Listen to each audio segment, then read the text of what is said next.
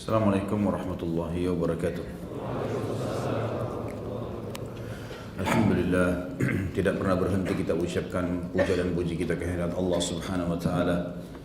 Karena kalimat pujian dan mulia inilah segala kebutuhan kita terpenuhi oleh Sang Pencipta.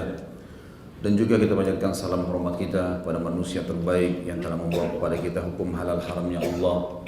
Orang yang paling layak menjadi suri tauladan buat kita semua. Orang yang telah disempurnakan akhlaknya, ilmunya, fisiknya, dan juga ditutup risalah kenabian dengan diutusnya. Dan Sang Pencipta Allah bersama malaikat juga mengucapkan salam hormat kepada manusia terbaik ini dijadikan ibadah buat orang-orang beriman. Maka sangat wajar kalau kita selalu mengucapkan salawat dan taslim kepada Nabi besar Muhammad sallallahu alaihi wasallam. Seperti biasa teman-teman sekalian, kita melanjutkan bahasan dosa besar dan setelah pekan yang lalu kita membahas dosa besar ke-39, masalah melaknat. Dan sudah panjang lebar kita jelaskan, laknat kesimpulannya adalah doa buruk buat diri sendiri, buat keluarga, buat harta. Dan ini adalah hal yang dilarang. Selain menghilangkan berkah apa yang sedang kita dapatkan juga, kita akan mendapatkan apa yang sedang kita ucapkan itu. Dosa besar pada malam ini teman-teman ke-40 adalah mengkhianati pemimpin. Dan ini sebenarnya partner daripada bahasan dosa besar ke-13. Kalau dosa besar ke-13 kita sedang membicara masalah pemimpin yang berkhianat.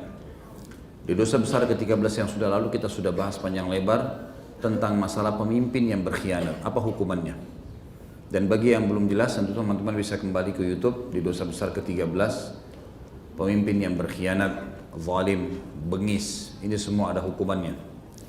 Namun pada dosa besar ke-40 ini kita membahas masyarakatnya. Bagaimana kalau mereka sudah memiliki pemimpin dan mereka mengkhianati pemimpin itu. Saudaraku seiman, pemimpin adalah seseorang yang dibebankan oleh Allah Sang Pencipta untuk mengurus perkara-perkara kita. Dan memang Allah Subhanahu wa taala menjadikan kepemimpinan dalam Islam adalah satu kelaziman. Saya sudah pernah jelaskan kalau masih ingat, kita ada imam dalam sholat, itu pemimpin. Dia memimpin kita. Dia takbir, kita takbir, dia ruku, kita ruku, dia sujud, kita sujud. Ikuti dia semua, tidak boleh dilanggar selama bukan hal yang haram dalam agama. Kita tahu dalam safar ada pemimpin. Sabda Nabi SAW, janganlah seseorang di antara kalian safar 3 orang, kemudian mereka tidak atau kalian tidak menunjuk salah satu dari pemimpin. Dia bilang berhenti istirahat, dia bilang jalan-jalan, dia bilang balik-balik, dipatuhi selama bukan kemaksiatan. Kita tahu dalam rumah tangga ada suami, pemimpin, wajib dipatuhi oleh istrinya. Orang tua wajib dipatuhi oleh anaknya. Mereka semua pemimpin. Kita tahu dalam kancah peperangan ada panglima perang. Nabi SAW menunjuk orang-orang yang menjadi pemimpin perang dan tidak boleh dilanggar. Dan sudah pernah saya ceritakan dulu tentang kisah Amr bin As radhiyallahu anhu yang baru masuk Islam 3 bulan, lalu kemudian jadi pemimpin perang dan wajib dipatuhi. Umar pun yang sudah masuk Islam memprotes tapi tidak bisa, harus diikuti sama dia selama bukan pelanggaran agama. Dan puncaknya teman-teman sekalian adalah pemimpin kaum muslimin, pemimpin negara.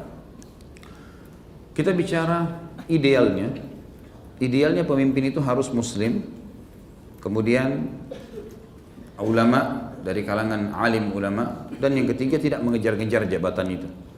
Inilah yang kita jadikan sebagai pemimpin kita, ini idealnya. Ini sudah pernah saya singgung tentunya di dosa besar ke-13 tentang kriteria pemimpin dalam Islam.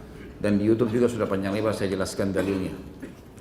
Kalau kita punya pemimpin yang ideal seperti di zaman Nabi SAW, Nabi Muhammad SAW, di zaman Khulafaur Rasyidin, ada Abu Bakar, ada Umar, ada Uthman, ada Ali, gitu kan.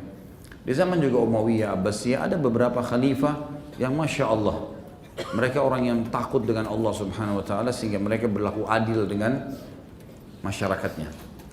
Pemimpin-pemimpin seperti ini teman-teman sekalian wajib dipatuhi dan tidak boleh dilanggar. Tidak boleh dilanggar. Karena tita dia adalah ibadah buat kita kalau kita amalkan. Dalam hukum kita di muka bumi ini ada namanya syariatullah, ada kanun wad'i. Syariatullah adalah hukum Allah subhanahu wa ta'ala. Apa saja hukum yang kita tahu hukum Allah itu namanya syariatullah. Ada namanya yang kedua qanun wad'i. Apa itu? Peraturan-peraturan yang diletakkan oleh pemerintah setempat. Kita lihat di sini maslahat dan mudaratnya. Kalau dia bertemu dari sisi maslahat dengan syariat, wajib dipatuhi. Seperti misal adanya rambu-rambu lalu lintas, adanya sekarang mungkin KTP, adanya paspor, adanya ijazah, ya. Ini semua teman-teman sekalian adalah maslahat demi kebaikan, menata tatanan hidup, bagus kan.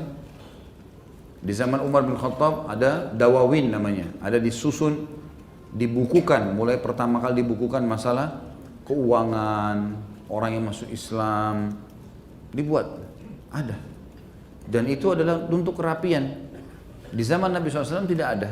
Ini bertemu dengan syariat Allah dari sisi maslahat dan tidak ada sesuatu yang haram. Maka di sini wajib kita ikuti.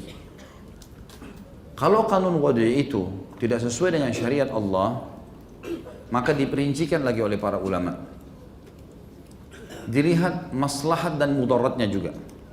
Contoh misal pajak. Pajak peraturan pemerintah. Tapi apakah ini bertemu dengan maslahat di syariat? Tidak jawabannya. Karena tidak ada dalam syariat pajak, nggak ada maks, tidak ada pengambilan paksa dari masyarakat. Pajak kan itu dipaksakan tanda kutip. Ini sebenarnya tidak ada dalam syariat. Peraturan qanun wad'i tadi, peraturan pemerintah setempat. Maka dilihat maslahat dan mudaratnya. Kalau seseorang tidak patuhi ternyata berbahaya buat dia, seperti misal bisa ditutup usahanya, misal tidak bisa diperpanjang STNK mobilnya kalau dia nggak bayar pajak, ada mudarat datang kepada dia, di sini dia harus bayar. Dia ikut dan dia niatkan sedekah. Ini masuk dalam sabda Nabi SAW, taatilah pemimpin kalian, walaupun yang memimpin kalian adalah seorang berkulit hitam dari negeri Habasyah, negeri Ethiopia. Dalam riwayat dikatakan walaupun dia memukul punggungmu mengambil hartamu. Karena ternyata kalau kita menolak malah berbahaya mudaratnya. Maka sudah diikutin. Tapi pada saat peraturan-peraturan tertentu yang diletakkan oleh pemerintah tapi ternyata bertolak belakang dengan syariat Allah, seperti misal peraturan di sekolah tidak boleh perempuan pakai jilbab, misal nggak bisa sama sekali toleransi masalah ini, harus dipaksa untuk bisa ditolak ini, kita pakai jilbab tetap, gitu kan? Nggak bisa enggak, karena kalau enggak kita akan melanggar hukum Allah Subhanahu Wa Taala. Kalau tadi masalah pajak itu dia bersifat sedekah yang dipaksakan. Tapi kalau sudah sampai buka aurat atau kita dipaksa untuk melakukan perbuatan seperti di zaman Kemal Atatürk di Turki dulu, dipaksa semua perempuan tidak boleh pakai jilbab, dipaksa azan diganti menjadi bahasa Turki, gitu kan? Dipaksa orang-orang tidak boleh sholat di masjid, banyak masjid yang ditutup. Tidak boleh kita patuh ini, karena ini sudah jelas-jelas berhubungan dengan masalah ibadah kita kepada Allah SWT, bukan hanya sekedar sedekah yang dipaksakan tadi. Seperti itu merincikannya.